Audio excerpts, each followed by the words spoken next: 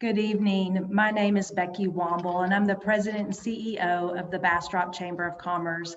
And it's my honor to welcome you to this BISD Candidate Forum for Place 2. During the current pandemic, we have decided to pivot as a chamber, and we are bringing these candidate forums to you virtually. So we will get started. Tonight's forum is part of the Chamber of Commerce initiative called BastropVotes.com. The purpose is simple. It is to promote the vote. We're doing this in 3 ways. We actively register voters, have a website that is fair and impartial about candidates seeking elected office, and we conduct candidate forums like this one that we are bringing to you tonight so that you can hear from the candidates directly. Election day is going to be May 1st, 2021. Since the inception of the Bastrop Votes initiative, we have done a total of 15 forums. It's an exciting time to be a part of Bastrop area, and now more than ever since the announcement of Tesla in July. And it's going to be right in our backyard. With the inevitable growth that's coming our way, we need visionary, energetic leaders, especially with a school district with a footprint of nearly 433 square miles. Before we get started, I want you to know that the slate of questions for tonight's forum was assembled and vetted by a group of 4 people from our Governmental Affairs Committee. They were submitted to the moderator in advance, and the moderator has the sole discretion of which ones he has selected. The questions had this criteria. Questions directed at one candidate will not be asked. Rude or inflammatory will not be used. And questions that are of a similar topic will be combined to prevent repetitive subject matters. That being said, if time permits, we want to take questions from our audience. So please use our chat feature and ask your questions there. I want to remind the candidates to please unmute your mics and that you need to speak clearly into your microphone so that everybody watching on this Zoom webinar can hear your responses. I don't see it happening here, but if we need to, we will mute your mic. The forum will end promptly by 6:30 or until all the questions are asked, whichever comes first. Also, this forum is being recorded and that will be posted on the Bastrop Chamber Facebook page and on BastropVotes.com under our Archived Forums tab within the next 24 hours. Finally, I need to introduce our facilitators. First, we have Carrie Fossler. She will be our timekeeper. She is a member of our Governmental Affairs team and also on our board of directors. You want to give a wave, Carrie?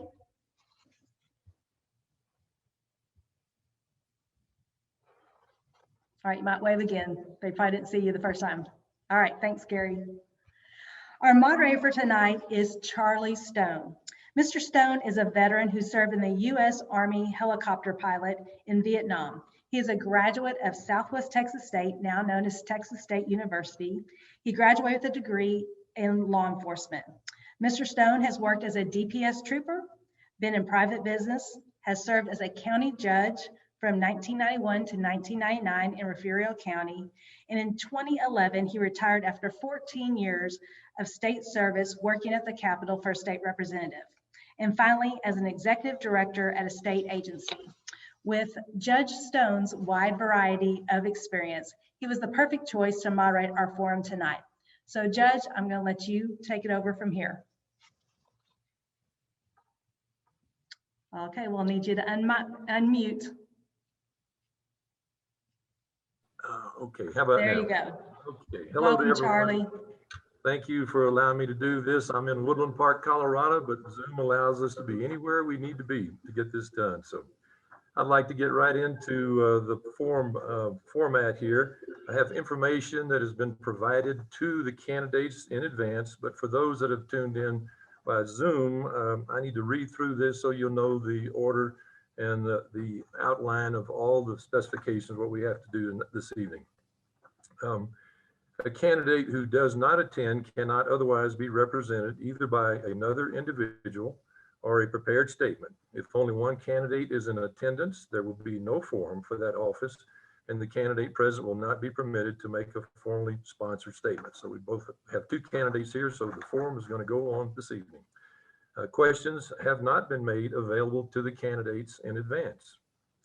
and each candidate will be allotted the following time slots: a 2-minute opening statement, a 2-minute, a 1.5-minute response to each question, a 1-minute rebuttal if the candidate is asked a question first, a 2-minute closing statement, and a 1.5-minute response to questions that come from the Zoom audience if time permits and if they do submit any. So we'll wait and see if that happens. The order of statements and questions are as follows. The order of the opening statement will be determined by alphabetical order for this particular candidate position, and that's by last name. And the first question, the first responder will be the candidate who was second to make his or her opening statement. Subsequent questions will alternate between the candidates. And to allow time for closing statements, a total of 12 questions will be asked this evening. A timer who has already been introduced will keep the candidates and moderator apprised of remaining time. If a candidate is in mid-sentence when the stop sign is shown, he or she may complete that sentence in as few words as possible. If a candidate attempts to exceed his or her time allotment, the moderator will inform the candidate that the allotted time has expired and direct the forum to continue to the next candidate. So I think those are pretty clear, straightforward. As I said, the two candidates have had this information in advance, so they're familiar with it. For the candidates, I just want you to know I was given a list of 43 total questions. They have not been shared with anyone else except me and the committee and Becky. And so out of those 43 questions, there are 9 categories of questions. And fortunately for you, I've only selected 12 for you to answer tonight. So that's good news for you. So, and there were a lot. There are 9 categories, and I selected at least one question from each of those 9 categories. So if you candidates are ready, and for the public's information, they have instructed me that they'd like to be addressed by their first name. So I'll address Ms. Seacatz as Kelly and Mr. Thompson as Joseph. So, and according to alphabetical order, it looks like Kelly, you have the opening statement, 2 minutes. You're first in that particular area. So anytime you're ready, you're welcome to start. I have to say, with my last name, it's not very often I go first with alphabetical order. So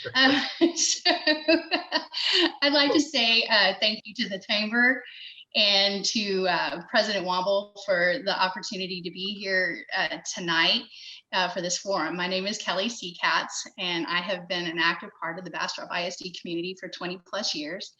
As a parent, an educator, a business owner, a taxpayer, and for the past 6 years as a school board trustee. I think this gives me a unique perspective of the school district, and it helps guide each decision I make. So I was raised to believe that one should be a part of the solution. And as a school board trustee, my focus is finding solutions for every kid in our district. I'm committed to public education because I know that the children in our classroom right now, that's our future. No matter which pathway our students choose, academic or trade, they have to be prepared with the necessary skills to enter the workforce and become an active and involved members of our community. So a little about me. I earned a bachelor's degree from Southwest Texas State University in political science with a paralegal certification. And I also earned a master's of education from Texas State University, same school, different name. I finished my master's while working at Emile Elementary as a first-year teacher in kindergarten, assisting my husband with our business and raising a family. I'm not a stranger to hard work. I've been married for 26 years, and we've raised 2 beautiful daughters here in Bastrop, both who graduated from Bastrop ISD. I look forward to continuing my service as a trustee with the expectation that every child in Bastrop ISD is provided with the educational opportunities and strong foundations they need to become successful and productive. Thank you. All right, Joseph, you have 2 minutes on your opening statement. Thank you. Good evening, everyone. Thank the Bastrop Chamber of Commerce for having me. Thank you, Judge Stone, for moderating. I'm sorry, Charlie. My name is Joseph Thompson. I'm a 7th-generation Bastropian, born and raised here. My family's been here for years. My wife is also, her family has been here for years, born and raised here. I spent time between Austin and Bastrop. I've served in the Marine Corps. Since 2013, I founded a nonprofit and I've helped students, economically disadvantaged students, with resources and school supplies and just whatever they need to be successful in education. And the past year, we've seen a lot of lack and a lot of lack in leadership across the state, across the country. And it kind of inspired me to get involved and run for school board. A lot of the parents out in this community, I feel I have a great rapport and trust with, and just to bring a different perspective to the school board, a different representation to the school board, diversity in age, and just get more active and involved and bring new ideas and new policies that will benefit all the children of Bastrop County. All right. If you're finished, then we'll begin with the opening statements. Now, Joseph, you'll be going first. I remind you, you have 1.5 minutes to answer the question. Then Kelly will have 1.5 minutes to respond to it. And then Joseph, after that, you'll have another minute if you have anything else you want to add to it. So that'll be the way we work this all the way down the line. So this is question number 1, Joseph, for you. College is not the right choice for every student. What can Bastrop ISD do to provide opportunities for students who want to enter the workforce upon graduation? That's a great question. I'm a strong proponent in the military. I believe that, yes, college is not the right path for every student. And one thing that BISD can do is strengthen our community partnerships with businesses, have more interns, bring in more programs that would allow students to learn a trade and be certified in a trade upon graduation. For those who don't go to college, that's something they can fall back on. Also strengthen our connection to the military. You know, as a veteran, I believe the military gives you, it's a kind of a one size fits all. I mean, you learn a trade, you get paid, and you can go to college all at the same time.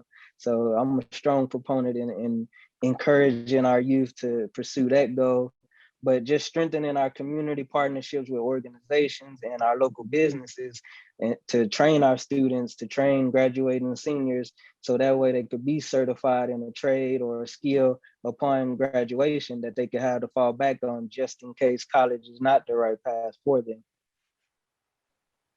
All right. Kelly, you have a response? Sure. I agree with Joseph. College is not for everyone. I have 2 girls. One of them took the college path. She just graduated with her master's from Texas A&M University. The other one went to trade school, and she went to the Aveda Institute of Cosmetology, and she does hair now. Both of them were prepared and successful because of the educational foundation that they received here at Bastrop ISD. Our district offers over 20 different certifications, along with a career and tech programs. In the military, we have the military. Sorry. We also have CIRCA, our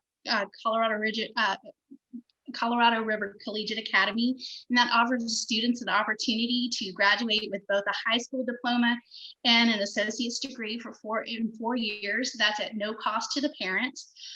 We also have Genesis, which is an alternate path to a traditional high school. We've graduated 52 students from Genesis just this year.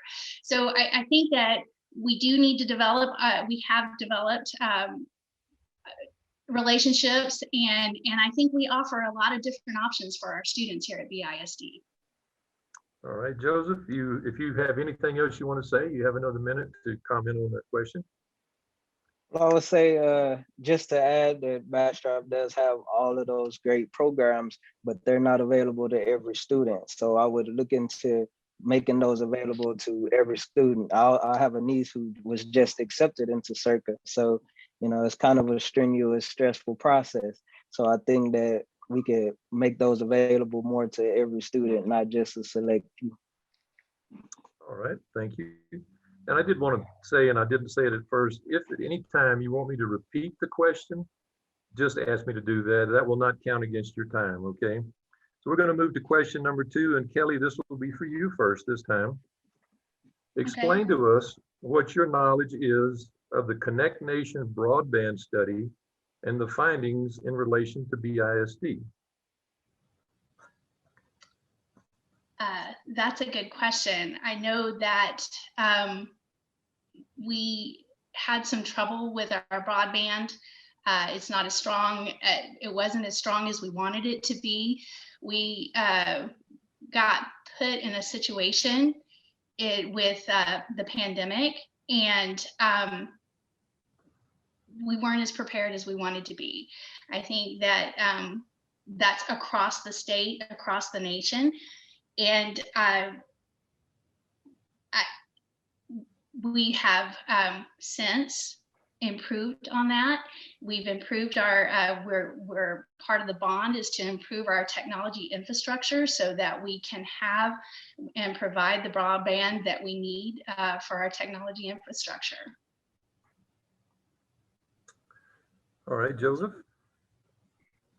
From my familiarity with the broadband issues, especially the past year, of course, with the virtual learning issues, one of those main issues was broadband and high-speed internet. And in the back, unfortunately, in rural areas, it's hard to get high-speed internet unless you live within the city limits. Majority of BISD students don't live in the city limits. And so we could look at options or ideas to make sure that they are connected. And one of the things that we've done the past year that I was involved in, we put hotspots on school buses in other school districts, and we put them in those neighborhoods without broadband internet. And that worked out really well. We also hosted virtual learning pods. So I think there's a lot of solutions that we could use to, even though we don't have broadband right now, and I know the bond is going to address some of those issues, but there are a lot of solutions that we could look at doing just to alleviate the issue with high-speed internet until, you know, we get our infrastructure up to speed. All right, Kelly, you have another minute if you have anything else to add to that answer. Okay, so we did put hotspots on buses. We took them out to our remote areas where they didn't have the broadband or the speed that they needed in order to do remote learning. That was one of the ideas that we came up early on when we realized that we didn't have hotspots to provide for every student that needed it. At a certain point, we were able to get those hotspots. We were able to provide for our students and for that remote learning. Okay, all right, thank you. All right, this is question number 3, and this will be for Joseph first. Under the current TEA accountable status due to COVID, what is your understanding of the plans for improvement for the district?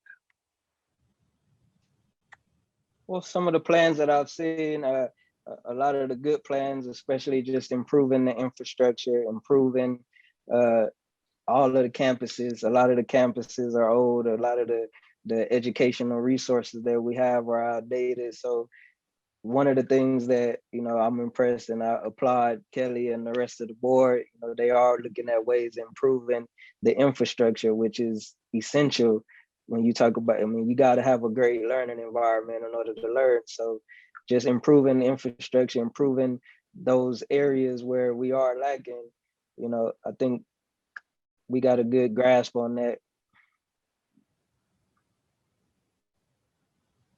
Okay. Kelly, you have anything else to add to that? I mean, Okay, so this is your chance to respond. It's my turn. Okay, my chance to respond. Okay, so you know, there's this thing called the COVID slide, and it's an achievement gap that every district has seen, and I think that our curriculum and instruction department is working really hard to make sure that these gaps are filled in.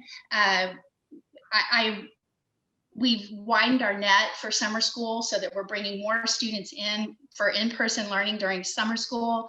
We're bringing more kids in every day. We have a process in place to bring more kids in every day in order to deal with, everybody knows we learn better in person. So we're bringing more students in every day for in-person learning.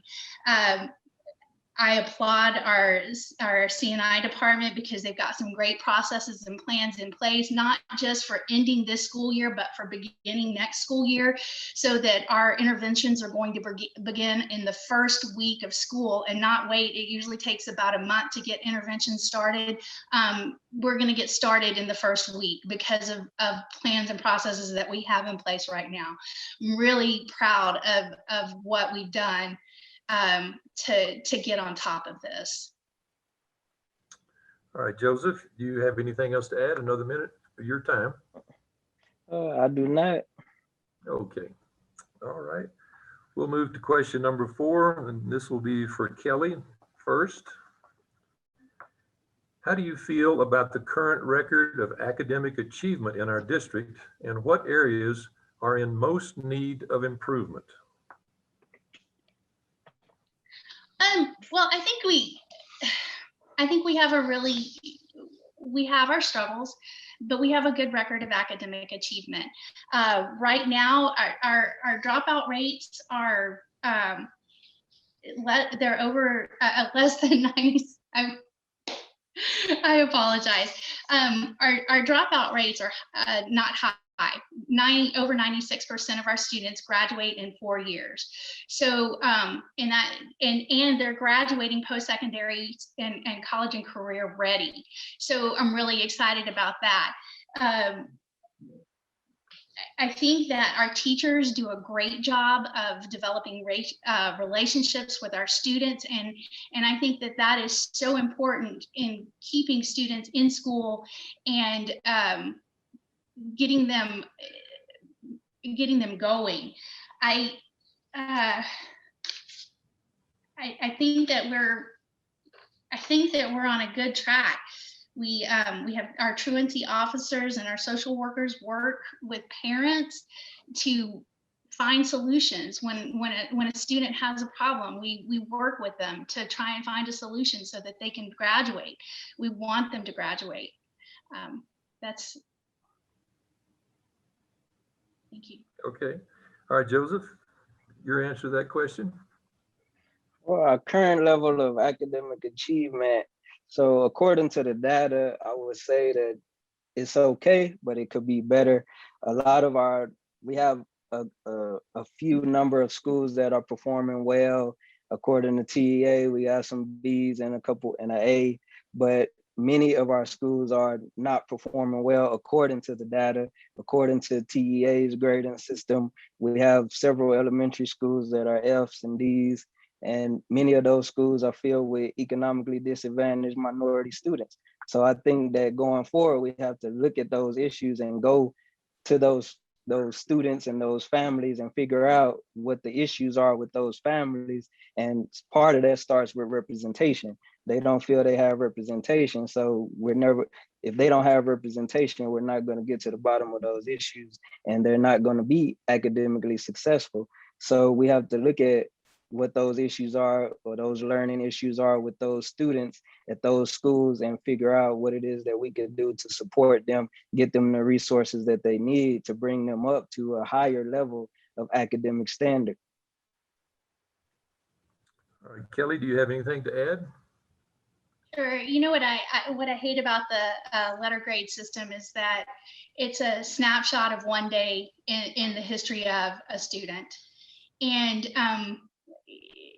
as a teacher, you know that students come to school having a bad day. And so I think that our students are so much more than a test.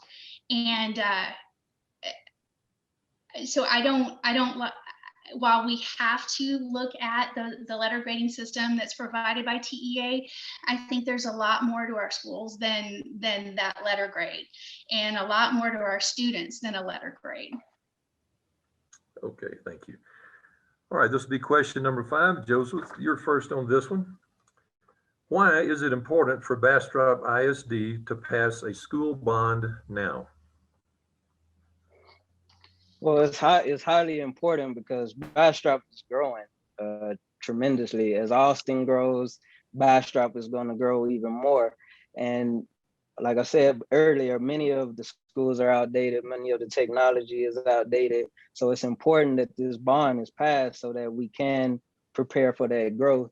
A lot of the schools are overcrowded, and as we grow the next 2, 3, 4, 5 years, they're going to get, if we don't pass this bond, they're going to be overcrowded. Every school is going to be overcrowded. And so we need to pass this bond in order to prepare for that growth currently and in the future.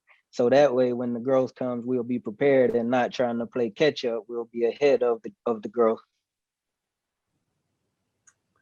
All right, Kelly, your response to the question? Sure. So our biggest challenge in Bastrop is growth, bottom line. It's been 14 years since we passed our last bond, and it's hard to believe that Cedar Creek High School is 12 years old. That's our flagship high school. We're expected in the next 5 years to grow by 4,500 students, and that number has kind of jumped around.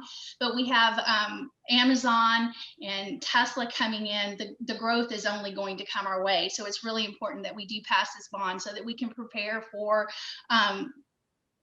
this, prepare for this. We have next year is projected that 10 of our schools are going to be overpopulated. We've got to have students learn better in a great learning environment. And so we need to provide that for our students. We need a better learning environment for our students. We don't need them packed in like sardines. We need them, we need them to be able to be out and about, and we need them so that they can learn. The bond does include 2 new elementary schools, and it's going to restructure restructure how we have our students in school. So it'll be K through 5, and then 6 through 8, and then a traditional high school of 9 through 12. And I think that'll do a lot to help with our expected growth. All right. Joseph, you have another minute if you had anything to add to that question. I don't. Thank you. Okay.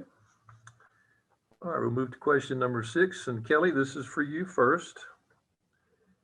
How do you feel about the Bastrop ISD's current financial situation, and what, if any, financial challenges does the district face in the near future?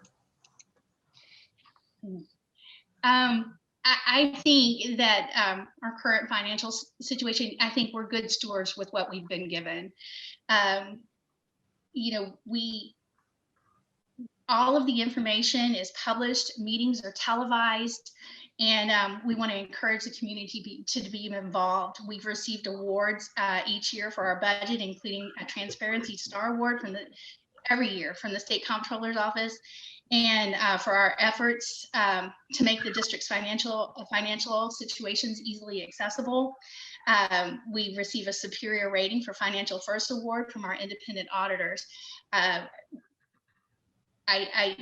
Again, public school funding, we are always in need, but I think Bastrop has done a really good job with what we have. We didn't receive additional funds. The CARES Act, we didn't get that additional funds. That was, the state took their money and put in the federal money. So we don't want people to believe that we got all of this additional money. We didn't. And now we're waiting. The state is currently sitting on $18 billion in public education money, funds for public education money that we could really put to good use. But we're waiting to learn how we're going to get to spend that. All right, Joseph, your response?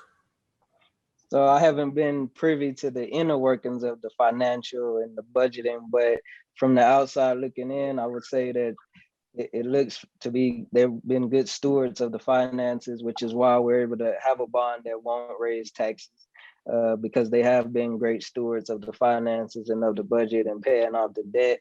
One of the challenges I would see is going forward is just making sure that we have enough money that for any crisis that would have come up. You know, COVID kind of hit everybody by surprise, and there wasn't enough finances. But just being fiscally responsible, transparent, and having that accountability so that we can make sure that that money is getting to where it needs to go once the bond is passed, and having money for any future incidences that would arise. You know, who knows what could happen in the next year or the next school year. So just making sure that everything is prepared and that we're ready for anything that comes. Kelly, you have another minute if you have anything else to add. Okay, I just also wanted to add that, you know, I'm one of the points I'm very proud of, because I'm a former teacher, is that we have been able to, since I've been on the board, we've given teachers raises every year.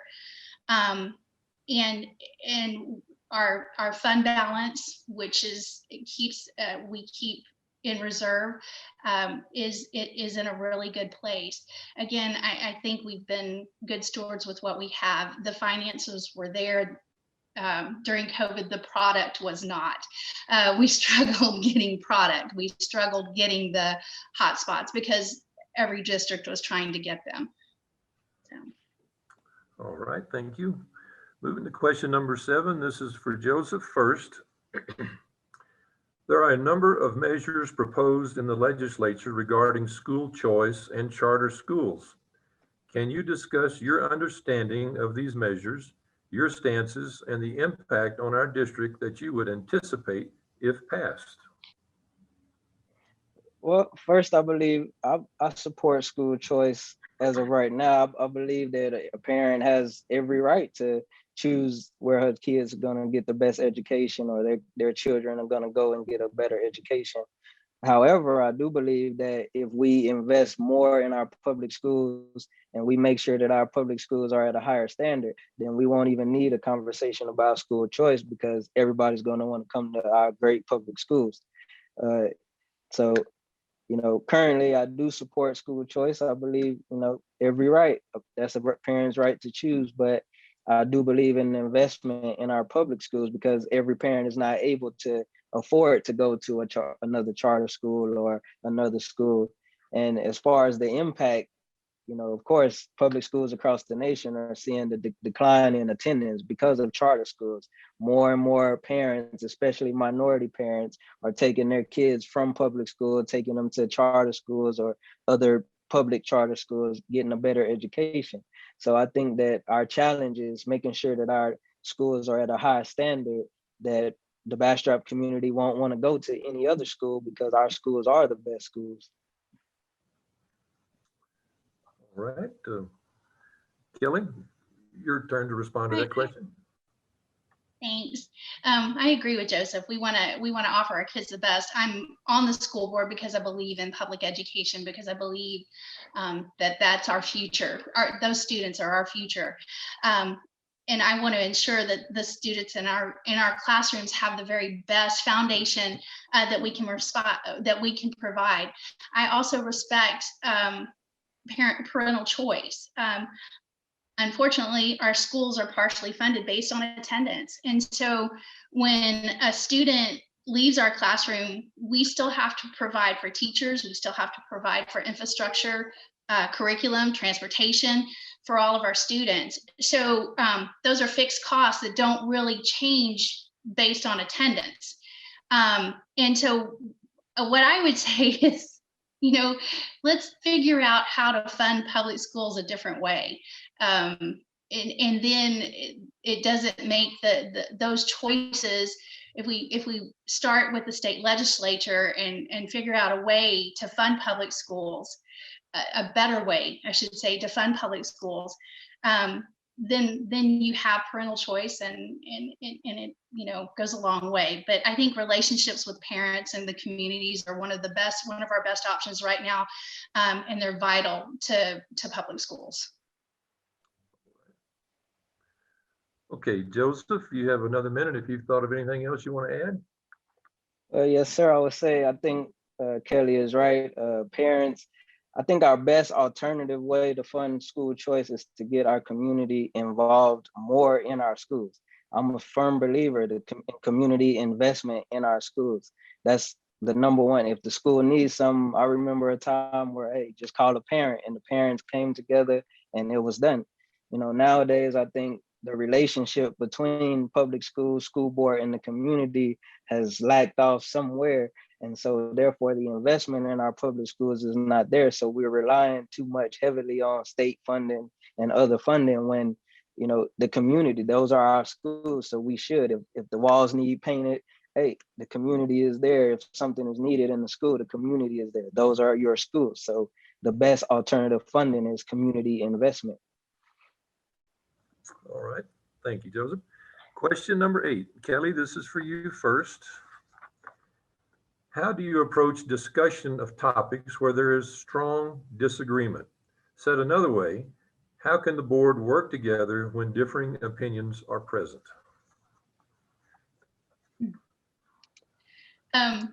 Well, our school board is a team of 8, and there's always differing opinions. We have 2 educators on the board. We have businessmen on the board. We all have differing opinions, and I think the best way is to listen, and not just listen to respond, but listen to hear what people are saying. One of our goals is to increase communication with the community. That's one of our school board goals. And so we always want to increase that communication so that we can hear if people don't tell us, we don't know. And so, you know, we need to increase that communication so that we can, I don't even see it as a differing opinion. I just see as we need to work together with the issues at hand. So I think that it's listening and hearing what people are saying is our best option when there's a different opinion. Okay, Joseph, your response to that question? Well, yeah, whenever you have a team of different individuals, diverse individuals, you always have different opinions. And, you know, coming from the military, I dealt with that all the time. You have hundreds of different opinions. But just like Kelly said, listening to those opinions and coming up with the best logical choice that best fits everybody that's the definition of leadership and representation. You know, listening to the community, having a group of individuals that you trust in the community to gather all of those different opinions and coming together, going through those opinions, not just, you know, listening to all of them and not just, you know, brushing them off, but, you know, coming up with the best logical decision based on all of those opinions that best suits. You're not going to make everybody happy. But if it's best for the kids, if it's best for the schools, then that's what's best for the community. And as a leader, every decision you make is not going to make everybody happy. So that's where leadership comes in. You made the decision, it works out, it's best for the kids. Everybody should be happy with what's best for the kids. All right, Kelly, you have another minute if you have anything else to add. You know, Joseph, I agree with you 100%. At the end of the day, what's best for our kids is what matters. And what, you know, being able to provide the best, I think, you know, we always, as a school board, focus at the end of the day, we listen and hear each other, but we always keep our focus on what's best for our kids. All right, Kelly, thank you. All right, we are we're done question number 8, so it's time for a break, and we'll turn it back over to our wonderful Bastrop Chamber of Commerce Director and CEO. Go ahead, Becky. I don't know. I kind of liked how Kelly referred to me as President Womble. I thought that's pretty special. I've never been called that before. Madam President, maybe, but not President Womble. Anyways, we're going to give our kids here a short break and just remind our audience of a couple of really important dates coming up. First of all, early voting starts on Monday, April 19th and ends on Tuesday, April 27th. During that first week, the voting times will be 8 a.m. to 5 p.m. And during that second week, the times will be expanded from 7 a.m. to 7 p.m. The early voting locations are going to be at the BISD campuses. So It will be really easy to find a voting site during early voting. Election day is Saturday, May 1st, and there'll be 4 polling sites. Please note that on election day, a voter must vote at the polling location assigned to their voting precinct. To get these locations, check out BastropVotes.com under the voting information tab. And then to save time at the polls, we highly suggest that you review a sample ballot in advance. Inevitably, you'll find something that's on the ballot that you were not aware was going to be on a ballot, or something, or an office that you're electing for. In accordance to state law, you are not permitted to refer to an electronic device, basically your cell phone or a tablet, while you're at the polling site, but you can use a paper sample ballot. So I highly encourage you to take that. So with that, I will turn it back over to Judge Stone and let us finish out with the last few questions. And then also, I just want to encourage you real quick, if you're watching this webinar, please submit your questions in the chat box because we want to hear from you as well. Thanks. All right, candidates, I hope that was a long enough break. You ready for the final stretch? Okay. Yes, sir. Question number 9, this will be for Joseph first here. Do you believe that a good relationship exists between the district and other local governmental entities? And what, if anything, could be done to improve these relationships? Well, I think so far, from my understanding, there's a pretty good relationship between the district and, the city and the county. I believe that the success of the city and the county, it starts with BISD. So that relationship could always get stronger and stronger. What happens at the district affects the city and the county. We producing students, we're producing community members who one day are going to work for these businesses, or one day going to live in this city, this county. And so we don't want just any kind of citizen. We want great contributing members in our community. And so I believe that strengthening that relationship between the city, the county, and the state is highly important, and it all starts with Bastrop ISD. All right, Kelly, do you have a response? Sure. I agree. The relationship between our city and county and our ISD are extremely important. If you look at this past year, our relationship with the health department and keeping our students safe, and keeping students and coming back to school and knowing when we could open up our schools a little more, that relationship was vital. So I think those relationships are vital. We have a great relationship with the chamber, with the city of Bastrop. I love that, the chamber has come out in support of the bond, and they're helping us promote and support this bond issue.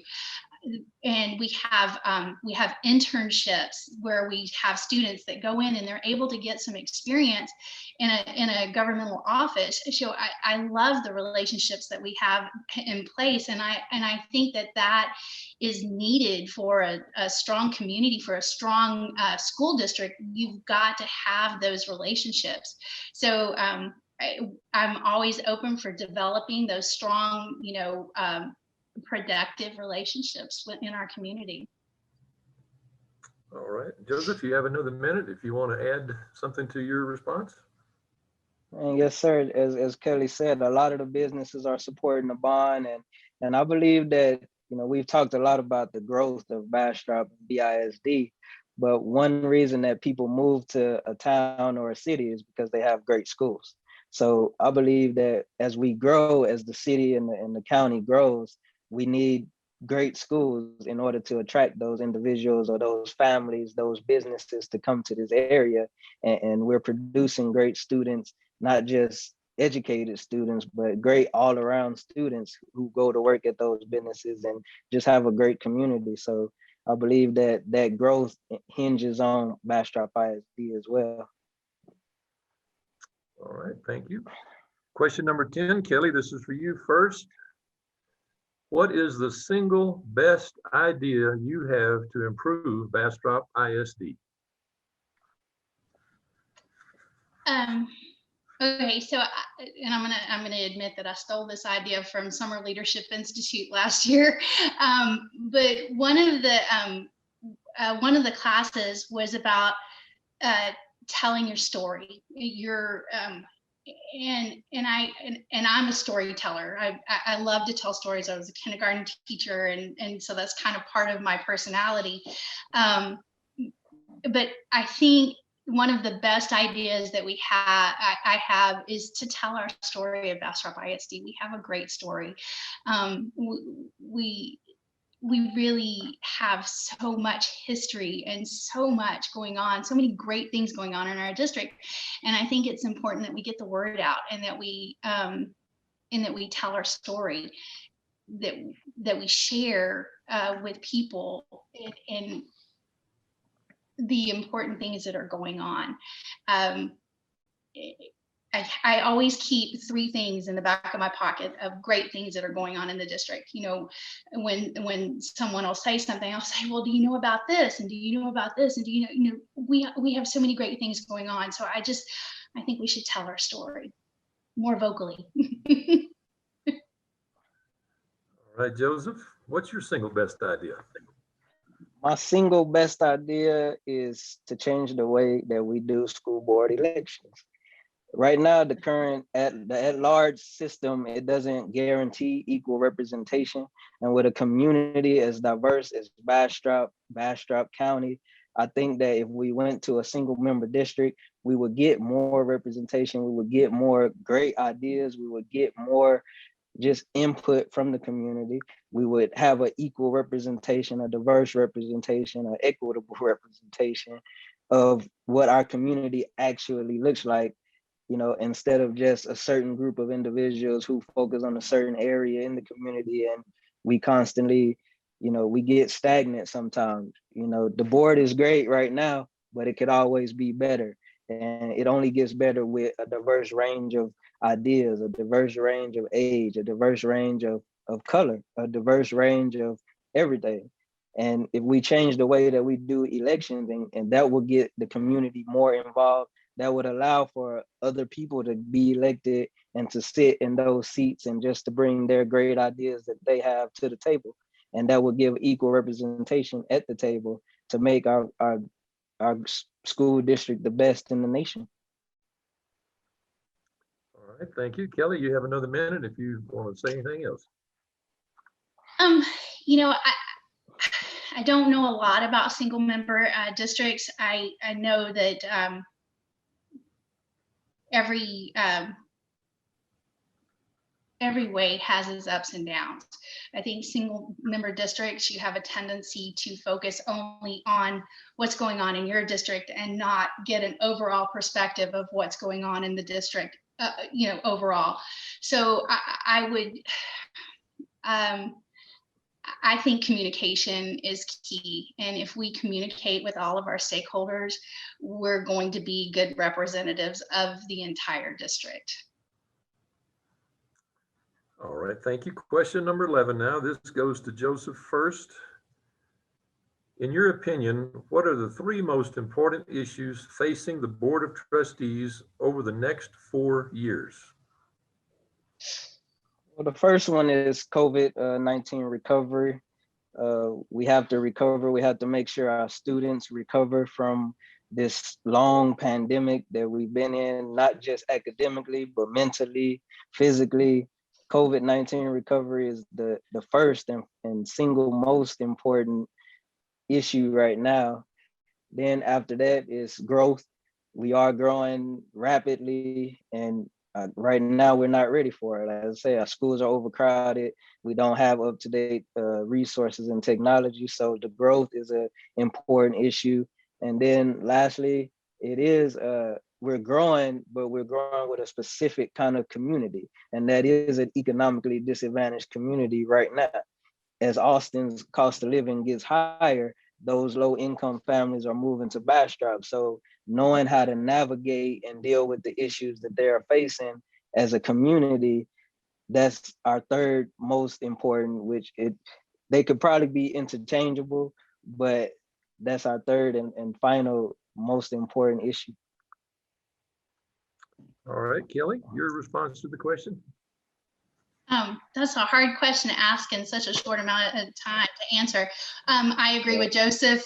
Growth, again, we are growing so much faster than I think any of us expected, especially with Tesla and coming in. Our pandemic recovery, I agree.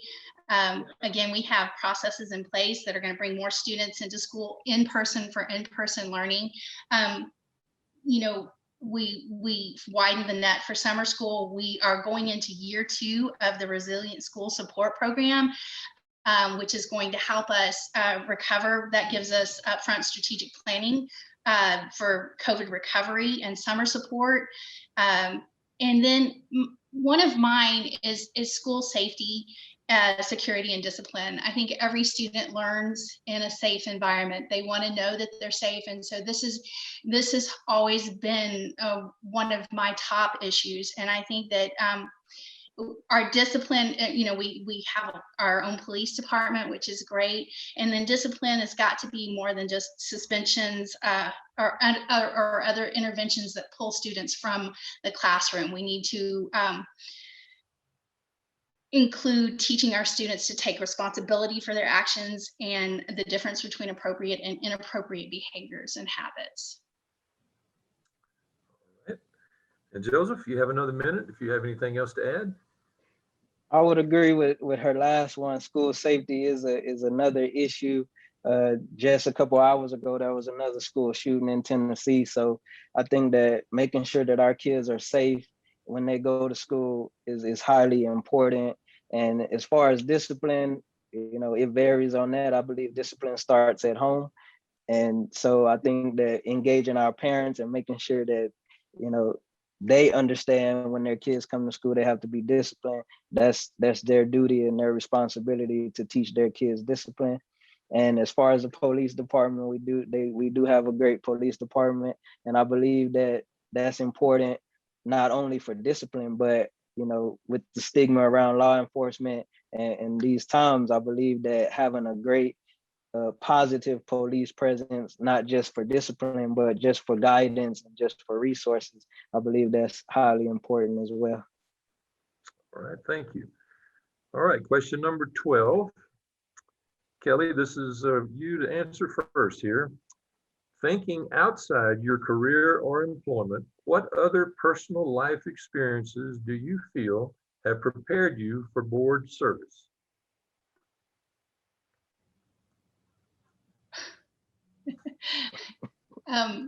Life, life prepares you. Raising 2 children in this district prepares me. I guess I don't. Can you repeat that question? I guess I don't understand exactly what you said. Absolutely. Thinking outside your career or employment, what other personal life experiences do you feel have prepared you for board service?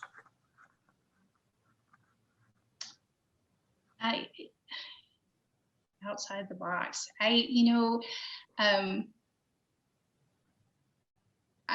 I've always been able to work well with people, listen to people, and I think that when you reach a certain age, everything is kind of intertwined, and so all of your experiences in your life are going to contribute to how you act and react.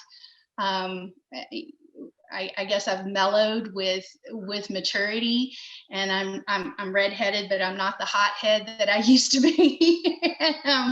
And I can listen and communicate with the people that I serve.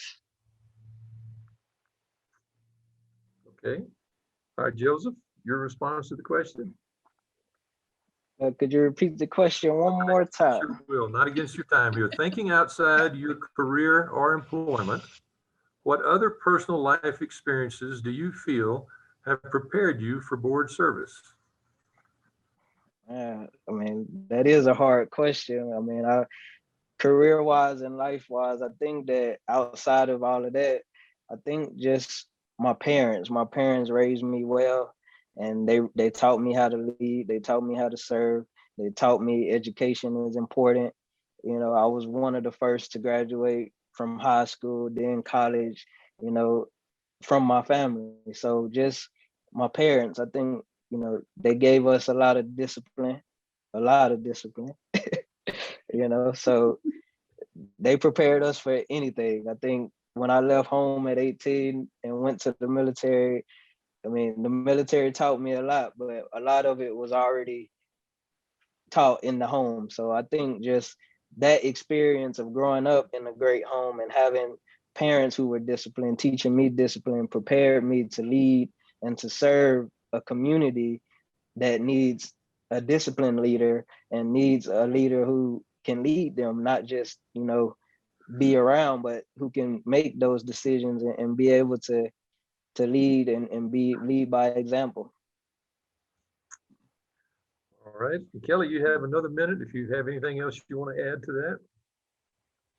You know, I was thinking, Joseph, I'm glad you said that about your parents, because I can't stress, just from my background and being a teacher and watching students come into the classroom, how important that parental presence is in a child's life. I was thinking the other day, I've lost both my grandmothers, and I was thinking the other day how wise they were and how I wish I had listened better and written stuff down, because, you know, sometimes now I think about how would my grandmother react to that, or what would my grandmother say to that, and I wish she was here for me to ask, you know, run this past you and see what you would say. So I appreciate what you said, Joseph. I think that was a wonderful answer. All right, Kelly, thank you for that. All right, we've finished our questions. Becky, do we have any others that have been submitted that are appropriate? Charlie, we do have one question, but I don't believe we'll have time for it. It's 6:27, and we need to give each of our candidates a 2-minute wrap up. Okay. All right, Joseph, you've heard her. It's closing statement time, and so you get to go first, Joseph, with your 2-minute closing statement. Well, once again, I would reiterate that I believe that, you know, the school board is the most important elected official in the country, even though sometimes they go overlooked and it's at the bottom of the ballot. You know, many people don't even go that far on the ballot, but it's one of the most important decisions that a person could even vote on. I mean, the school board determines the future of our students, the future of our communities, the future of this country. So I would encourage everyone to pay attention to school board elections, pay attention to the candidates. You know, thank you, Kelly, for your service. Thank a school board member, because that's one of the most important and probably the hardest job in the world. So. All right, thank you, Joseph. Kelly? So again, I would like to thank the Chamber and President Womble for hosting this forum tonight. You know, I just was talking about my grandparents, and when I was young, I spent most summers with my grandparents, and my grandfather was a minister, and most evenings at his house were spent on the front porch with neighbors. And, you know, I learned a lot from those front porch conversations, but the biggest lesson I learned was that people might have different opinions and they might not agree on everything, but at the end of the night, everyone shook hands, and you know what, they were back the next night to solve the problems of the world. Joseph, I have enjoyed listening to you and hearing what you have to say and sharing this virtual front porch with you. For the past 6 years, it's been my honor and privilege to serve as a school board trustee and currently the secretary for the Bastrop ISD. I'm proud of our district. I'm proud of our administration and the resilience our teachers and our students and all the stakeholders in our district have shown as we've navigated these unprecedented times. I'm proud that our teachers' salaries and our retention rates have improved, and I'm proud that we have developed an all-day pre-K for our district. I could go on and on. As a district, We are 452 square miles, 15 campuses, and a little over 11,000 students, and we have our struggles. But I like to think we turn our challenges and our struggles into opportunities, because that's what the community of Bastrop does. I'd really like to encourage everyone to get involved. We need mentors, we need volunteers, and we need your support to prepare for the growth that's headed our way. Under the direction of our current board, we have great momentum, and thank you. I think that's it. Candidates, thank you both for your willingness to step up and come on this forum tonight, and I guess allow yourselves to be inundated with questions tonight. But I think the district should be proud. We have two excellent candidates for school board. Thank you for your service. Thank you. Becky, back. So Joseph, I just have one more question for you. You talked about discipline. Are you I'm a child of the wooden spoon. It sounded like you had some discipline in your life too. Yes, ma'am, the wooden paddle. So, I used to always like to tell a story about how I had a wooden spoon up there in like the visor, and I could go back and put it back without even looking away from the front. Yeah. Anyway, thank you guys. I need to recognize a few individuals tonight. First of all, Chris White.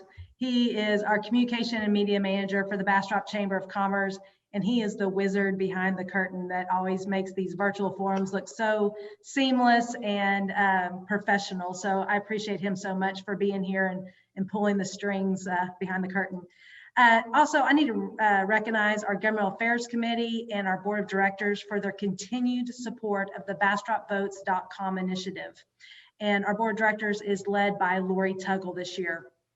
And then there's Carrie Fossler, who's over there in my office, who's been such a gracious timekeeper after everything she's had on her plate this last week. So Carrie, thank you so much for being here.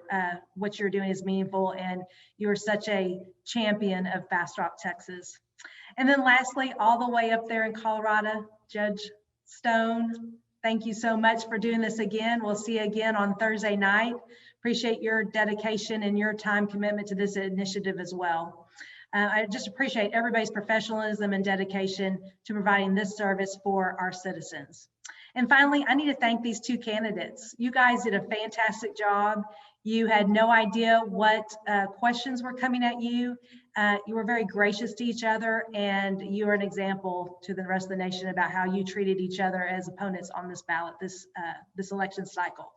So, lastly, have you heard that there's a school bond going on? Guess what? There's a school bond going on. It's very important that we pass this school bond so that we can get past the overcrowding that's in at least 7 of our campuses, predicted to be, I think, 10 next year. If you have questions, please get your questions answered. I personally served on the Citizens Advisory Task Force, very well versed on the issues of the school bond. Of course, you can contact the school district with any questions, but get your questions answered before you go to the polls. This is a catch-up bond. And guys, there's been 34 bonds passed in 8 other school districts in Region 13 since we passed a school bond 14 years ago. So I'll step off my soapbox, but we have a school bond on the election on May 1st. Lastly, if you need signs for the school bond, we have them here at the chamber, or you can pick them up at RE/MAX Bastrop area. And then just need to let everybody know that we do have a second forum for Bastrop City Council Place 4 on Thursday, April 15th. It's at 5:30. You will need to register to view this online. And I'd like to tell you that in December of 15, BastropVotes.com was just a good idea. Today, I feel like it's a successful initiative making a difference in Bastrop and Bastrop County, and when it comes to our elected bodies. I hope that you evaluate your options on the ballot, that you investigate the candidates, and of course, choose wisely. Our county's at a crossroads, and growth is coming fast and furious. So early voting again begins on Monday, April 19th. It ends on Tuesday, the 27th. And as I've said before, election day is May 1st.